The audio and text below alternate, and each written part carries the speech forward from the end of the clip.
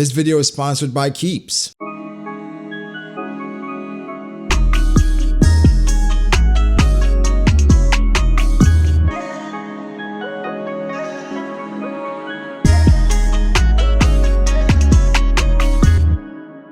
All right, where we at with it, man? One Piece. We love it. You love it. I love it. But today, what we're here to talk about is questions. Questions and comments that you guys have left on the videos. Like I tell y'all, I appreciate y'all. And so this is my way of appreciating y'all a bit differently by looking at some of the comments in the videos and just answering them. Okay. I don't like this screen cap right now. I don't really like it because anyway. So what I do is I go through recent videos and I look through some of the comments and I respond to them and we just have a good time. Again, every time you comment, I really appreciate it. And this is a way to acknowledge that. Okay. So again, thank you guys so much. And let's get to the comments, because that's what y'all here for, right? Yeah.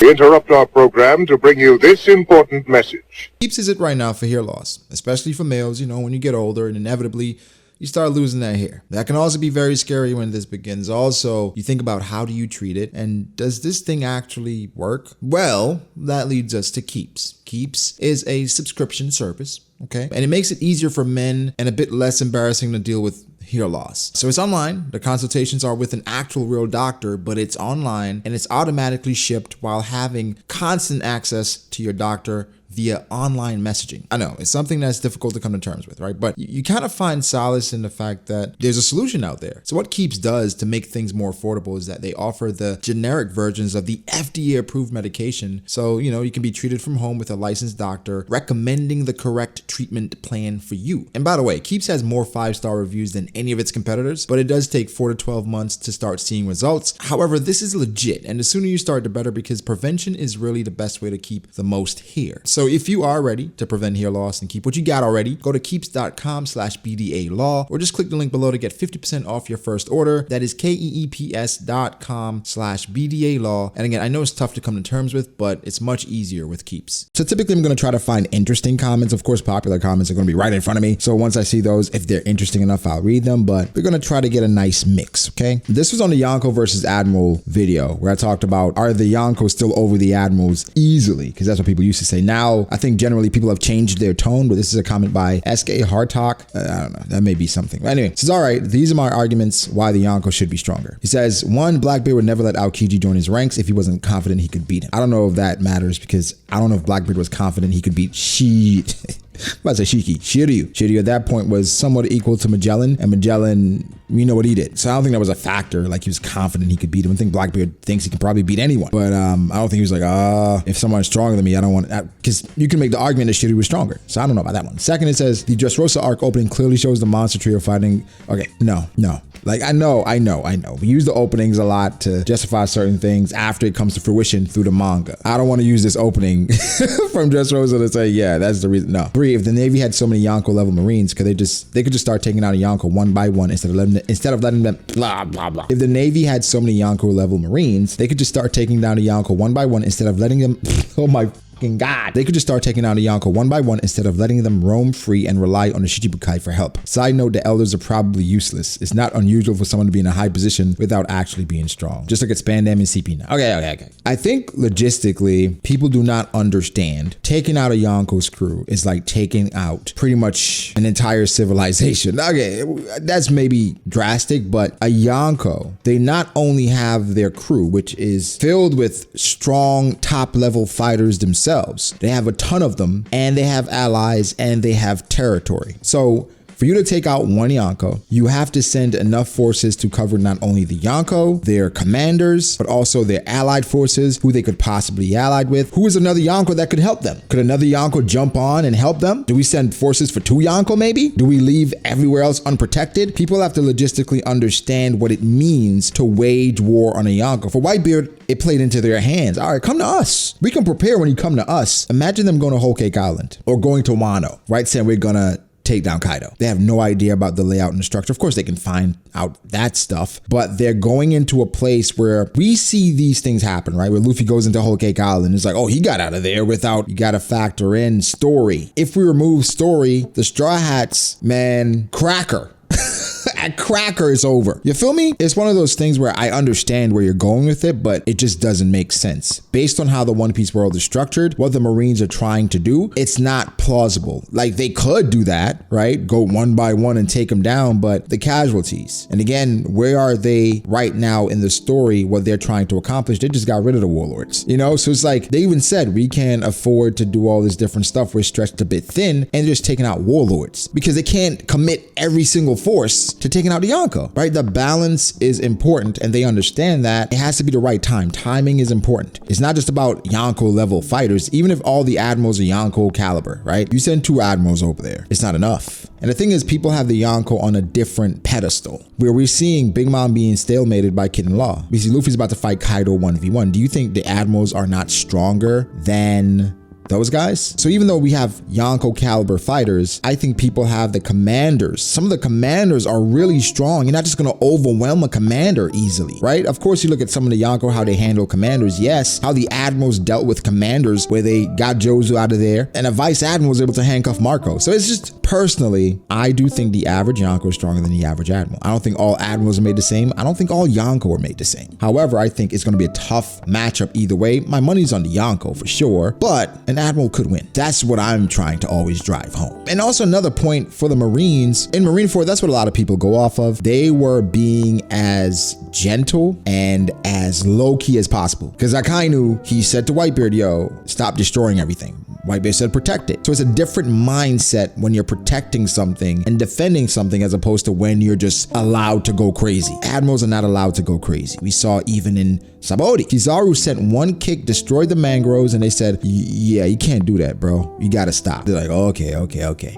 I gotta chill. They have to always reel it in. With the Yonko, I don't care about Marineford. I'm here to destroy it. I'm here to get my son back. You know, so it's a different mindset. But you know, agree to disagree. We're gonna talk about one more power scaling thing, then we're gonna move on, because that's not what we wanna focus on the entire video. You know what I'm saying? Lolly says, the way I see it is that currently there's no clear way we can say Yonko over admirals. People base it on one fight that didn't even have a definitive winner, and Akainu came away fighting like he was fine. But regardless, I look at the old era. In the old era, we only know of 2 top Marines, which were Sengoku and Garp, who both were portrayed as the same level as Roger and Whitebeard. If the old era is like that, then why would the current one be any different, especially when this era is the one where the world will change forever? A very logical conclusion. Very, very logical. And I've made videos about that in regards to how people view the old era in comparison to the new era, where the pirates are the ones people are like, oh my God, they've grown, they're so much stronger. Shanks must be close to Roger, Kaido. Then you have the Marines, they're like, well, no Marine is as strong as Sengoku. No Marine is as strong as Garp. I'm like, so only pirates grow? Only the pirates have gotten better, not the Marines? It's all about how you see it. Again, Oda specifically has hyped the hell out of Akainu. So I think, again, once we see him in action again, people are like, well, obviously he got stronger. I mean, you can say that, I guess, but I'm gonna say he's always been that strong. Akainu has the only feat in the story in regards to taking out a top tier. Someone that's top 10, top 12 in the story, in the series. At the time, no one else has ever done that. Everything is stalemate. Everything is a tie. Everything. Akainu's the only one. The only one.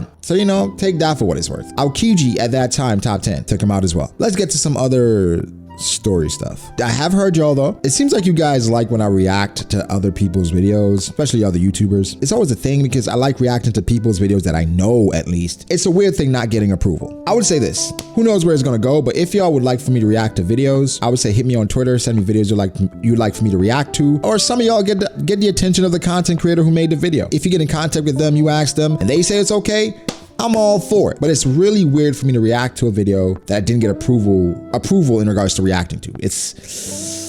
I reacted to when people take anime too far and shit like that, but you know what I'm saying? I don't know, we'll see. People have been asking me to react to Totally Not Mark's video. It may be coming soon, that's all I'm gonna say. So this is about the chapter, right? Curtis Morehard, he says, I'm interested in Zoro saying he can't win unless he knows his identity, which is an odd thing to say. Zoro hearing the shamisen means he's close enough to Hiyori and Orochi. If they get involved in Zoro and King's fight, that could lead to Zoro also dealing the death blow to Orochi. But I'm loving Zoro's struggle. Haven't seen him struggle since, well, too long. Official had a different thing where it's essentially the same thing, where Zoro says he doesn't think he can win until he finds out more about King. Whereas going the more analytical route and the breadth of all things. That's my first inclination. How Orochi's gonna be involved, I'm not sure. sure. I think that should be Hiyori's moment, or even Momonosuke's, but at this point Hiyori, because she needs something, right? Or she just falls into the background like all of the other One Piece female characters that don't really accomplish things. So I would love for her to get something. Zoro's struggling. Again, I love it. For whatever reason, not everyone, like most people understand how I feel about Zoro. When I talk about Zoro and like, oh man, I love seeing him struggle. Oh, I hate Zoro. You're a Sanji tard. I did the same thing for Luffy and Hokage.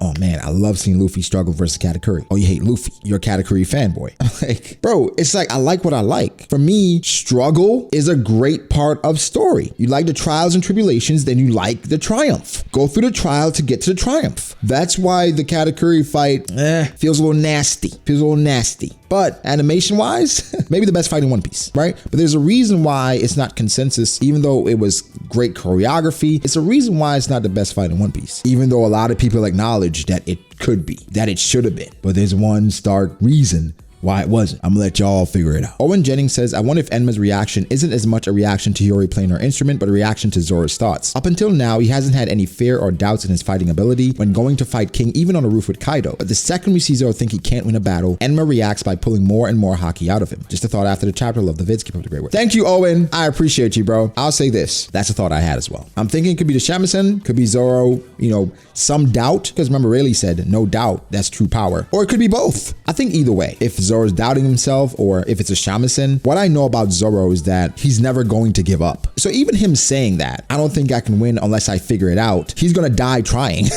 Either way, Zoro will die trying before giving up in a fight, right? It's all about honor. It's all about swordsmanship. For me, Hawk, a mark on the back is a swordsmanship. No way, strike me down. So the type of man that Zoro is, you could view it as him wavering, but I'm just like, it's just Oda telling us Zoro's going to figure it out. That's what Oda's telling us. Oda's telling us Zoro will figure it out. This is the trial and tribulation. It's going to lead to triumph. That's what we love. That is the basic format of stories, right? Not every story, obviously, because some stories go backwards. You come from the triumph, then you go all the way down and you go through shit. Then sometimes retribution is there, sometimes it isn't. But in shonen, in that demographic, it typically goes about in that way where the main character struggles, goes through some stuff, then eventually they win, because that's what people like. It's a feel-good story. And for the age group, you want things to feel good so they can keep coming back, right? Arjun Walu says, I really liked Zoro's inner monologue in this chapter. He really breaks down the fight well by noting his disadvantages and King's advantages. Also, Zoro saying he can't win because he doesn't fully understand what King is isn't anything crazy. He usually needs to understand his opponent's natural abilities and their devil fruit abilities to beat them. He needed to fully get how Pika's ability worked in order to find where he was hiding in his stone body. He really needed to understand how tough Mr. One's skin was in order to cut it, etc. Also, King is a Yonko vice captain with an unknown race that lets him fly without a devil fruit and make fire. It's no surprise that Zoro would have trouble. What I'll say about that is there are some people that felt like King was going to lose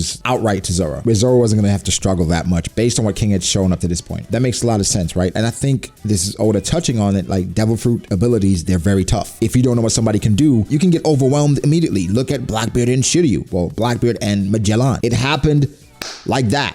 Like that. They were done. His entire crew. Then they came back, got the antidote, then they were able to figure it out and defeat Magellan together. But if you don't know what's coming, you're screwed. And again, I'm seeing a lot of Enma talk about Enma being special and Enma being, the blade that's carrying Zoro. Enma is special, but Enma is not carrying Zoro. But then what I think about is, how does that differ? How does that differ from other Matos? Do we know what the special ability from Roger's blade was? What about Whitebeard's blade? What about Yoru? We don't know enough, right? But these blades, they're supreme grade for a reason. And what reason makes them supreme? Enma isn't even a supreme grade blade. You could argue all these things are built in to make Zoro succeed, to make Zoro grow. Fair, but you can't dismiss the fact that all these other swords are of a higher grade than even Enma. I think we got to chill on that. I know it's funny. It's funny sometimes I play into the joke, right? But it's not...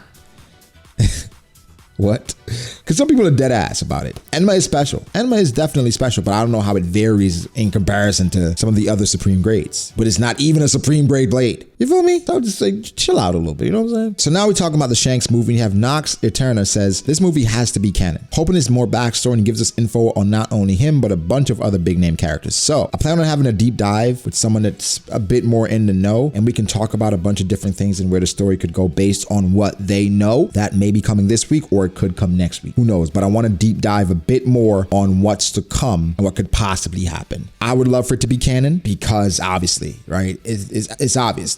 If it's canon, it's more impactful. And then if it's canon, we get actual Shanks stuff. Like Shanks is going to be in a movie, right? It's a Shanks focused somewhat movie. However, I don't think it's going to be fully canon. If it's canon, we get backstory, we get when he became a Yonko, we get some Mihawk stuff, we get some Blackbeard stuff, we get some Scar stuff. If it's not, we probably get some Mihawk stuff, some Scar stuff, some backstory stuff that can be canon, but everything isn't canon in the movie, which typically is how it goes. Craig Justin says, I want this to be canon. We've already missed so many insane moments in One Piece that were off-screened. The best way Oda can show us these moments at this point are with films and specials. One Piece is a big world. They can talk about Shanks' love life and his run-in with Blackbeard and still preserve the hype of the ending of the main storyline. Agreed, Craig. Shout out to my guy, Craig. That's my guy. You can do all this and not spoil anything because we have enough material. Shanks is a character that we don't know a lot about, but he's one of the most loved characters because we don't know much about him, but he's cool, Luffy's mentor, Luffy's influence. We want to know more about him. We need this movie. We need this movie bad. I need this to be one of the great ones. I really do. But will it be canon? I don't know. Like Craig said, Oda's off-screened a lot. Give us this, Oda. Give us this one. All the things that Oda's off-screened, he can give us great films and specials for. Payback War, Akainu versus Aokiji, the Rocky Port incident, Law's time in the New World while Luffy was training, the Supernova's time in the New World while Luffy was training. There are a lot of things we can talk about that Oda can show us. A lot of stuff. But like, that's why I said One Piece probably will never die, is because of stuff like that. Then if they give us a sequel to One Piece or a prequel, we're gonna be eating for a while, boys. Shout out to Elfin Lead Lucy. That is my homie, always supporting. I love and appreciate you, Lucy. Oda sure knows how to tease and keep his fans at the edge of their seats. He's very good at entertaining the community alive, both him and Bravo. Thank you, Lucy. I appreciate Lucy. If you see Lucy anywhere, drop a like, shout her out. She's amazing, always showing support, always positive, and I appreciate her so much. Sunlight Alliance says, I actually really like the idea of a non-canon story following canon events, like Luffy going back in time and witnessing Shanks' journey. Bro, that's what I was saying. That's what I wanted. Luffy goes back in time and watches Shanks, a young Shanks, but that's canon. But obviously it's not canon that Luffy saw it. No, amazing that would be. That is canon, that Luffy's following Shanks, but it's not canon because Luffy didn't go back in time. However, it doesn't change the events because Luffy is never seen. These events still play out as they have, even though the Straw Hats go back in time. You could actually mess with the storyline where the Straw Hats do something, but it doesn't matter what they did. The time still flows the way it's gonna flow because it's already set in stone. Or maybe the chick with the red hair, that's what her power is. She can correct the timeline. Maybe somebody's trying to acquire her, Imu-sama, the Gorosei, because they're trying to go back and correct the timeline. The day Luffy was born, the day Shirahoshi was born, things like that, right? So maybe I'm getting too hyped for this.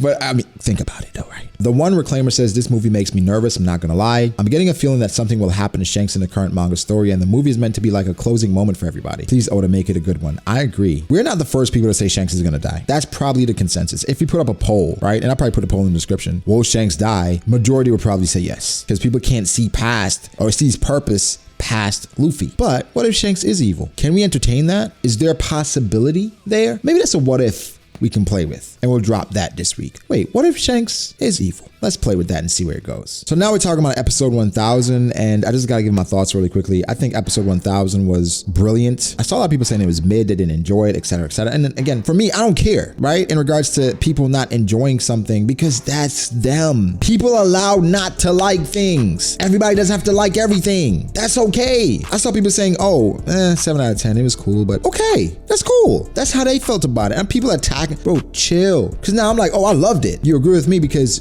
you agree with me, but you got to be able to respect the people you disagree with. That's a better judge of character. Anybody can agree with the people they agree with, or agree with the people that agree with you, but can you agree with the people you disagree with? Can you respect the people you disagree with? Can you show respect to and for the people you disagree with? Come on, y'all, we got to do better than that. I loved it because the VR recreation, somebody said the animation felt or a bit rushed. I agree, it wasn't the best animation for the reanimation, but I loved it. So much nostalgia, so many emotions. When they went back to the Straw Hats and their journey, the moments that they've gone through to get here, I had to pause the video so many times. Like, I ain't about to cry on camera, nigga. What the hell? You about to catch me crying on camera, nigga. I'm a G. But I did pause the camera a few times. I was like, yeah, cut that out. We can cut that out, okay? It was beautiful. As a One Piece fan, and been a One Piece fan for so long, the journey that I've been on, the friends that I've made, the places I've gone, the people I've seen, and again, most of all, the friends that I've made through this story. Are y'all crazy? This will forever be special to me. No question. King Brian says, you know, I usually hate when the episodes don't have much progression, but this this is just a celebration, man. I was tearing up the entire time. I've watched this since I was 13. Damn, what a journey. I think I've been watching One Piece for, it's been a while. It's been a while. I don't even know exactly how long. I just know I was in high school, and I've been out of high school for over 10 years. I remember the summer I went through and I got caught up. All right, it was the summer. I was like, I'm gonna catch up to One Piece. I'm gonna definitely catch up now. Caught up to One Piece, and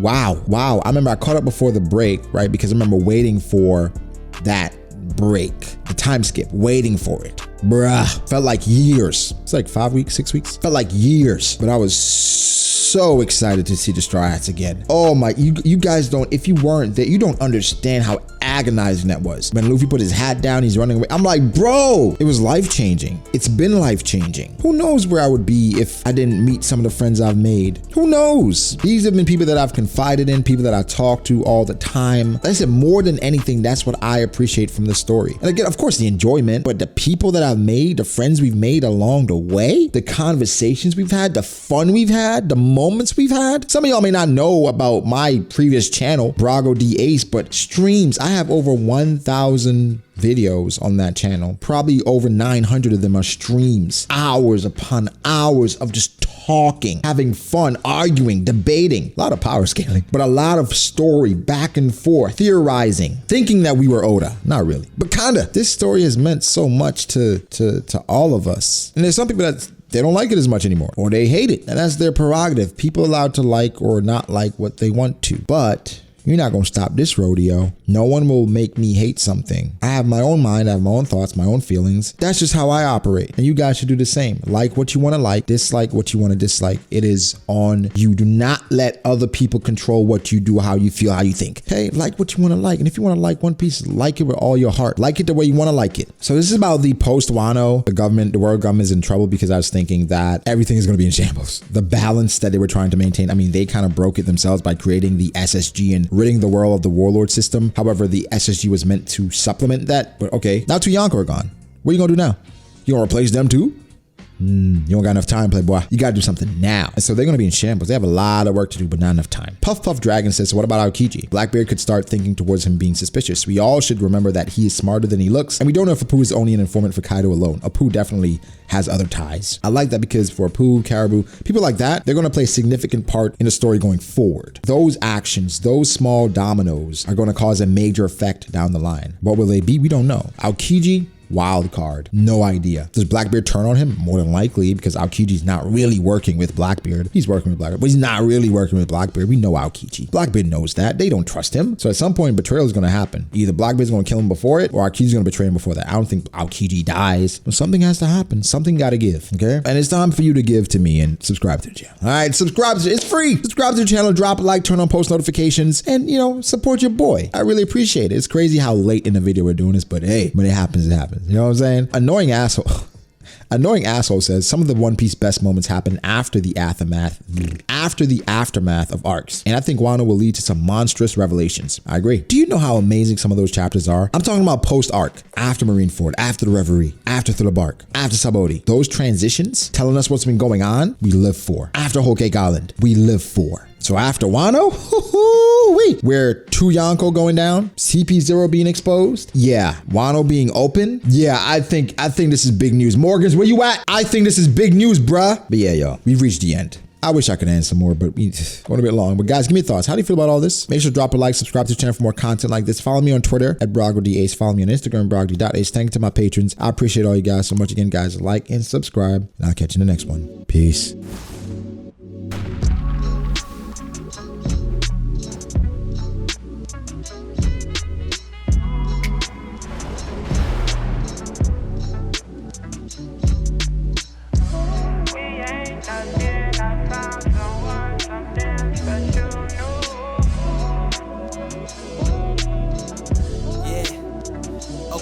I start doubting me, I felt lost. I rewrite it.